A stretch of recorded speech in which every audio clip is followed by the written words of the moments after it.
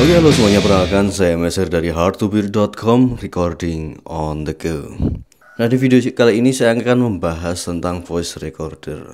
Nah, salah satu alat yang cukup membantu untuk kegiatan merekam portable ya, atau apa namanya istilahnya recording on the go. Kita merekam di mana saja.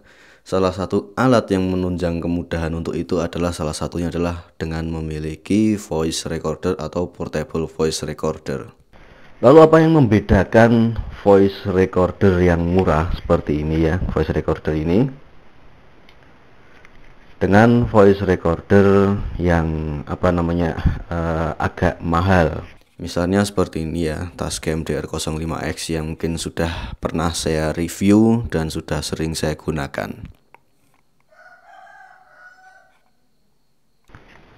Nah, perbedaan yang paling gampang dirasakan ya, terutama mungkin kalau teman-teman tonton video ini, salah satunya yang paling mudah dikenali adalah kualitas audionya. Juga built-in microphone-nya adalah built-in microphone yang standar yang mungkin kita bisa temui di device-device seperti handphone atau mungkin di MP3 player. Sedangkan voice recorder yang harganya agak mahal tentu dilengkapi dengan mikrofon stereo yang mungkin mikrofonnya juga sudah memiliki spek yang bagus, dan juga format perekamannya adalah linear PCM atau tidak dikompres.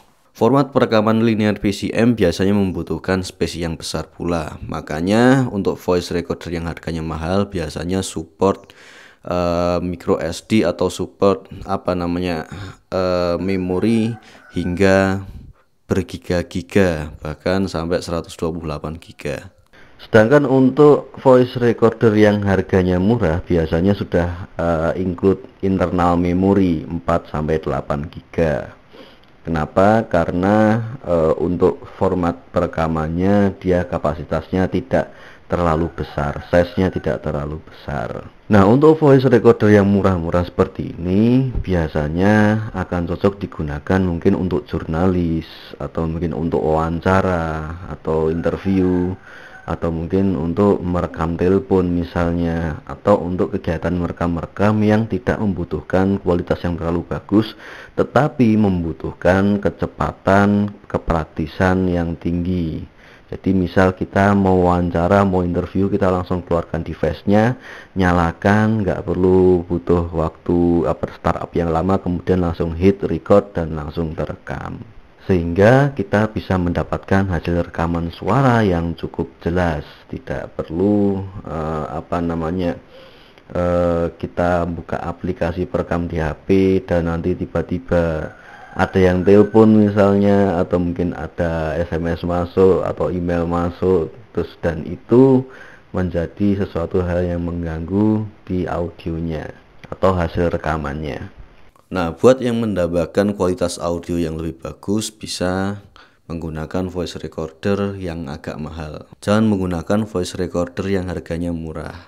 Kemudian perbedaan selanjutnya, voice recorder yang murah dan yang mahal tentu terletak pada fiturnya ya. Terletak pada fiturnya.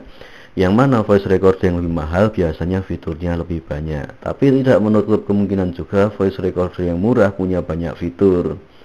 Nah, misal di voice recorder ini dia sudah ada mic dan line inputnya, sehingga kita bisa merekam source audio dari luar atau dari line stereo, kemudian kita rekam dalam voice recorder ini, misal dari mixer atau mungkin dari mikrofon eksternal.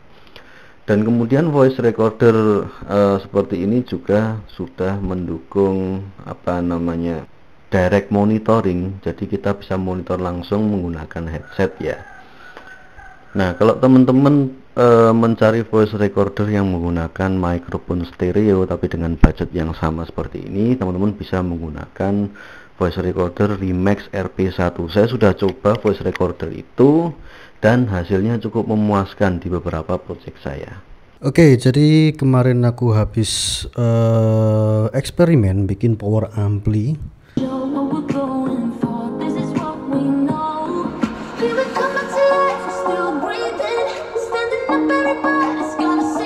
Sedangkan voice recorder yang harganya agak mahal biasanya punya banyak fitur yang mungkin kita bisa temukan di seperti Sony itu ada noise reduction juga.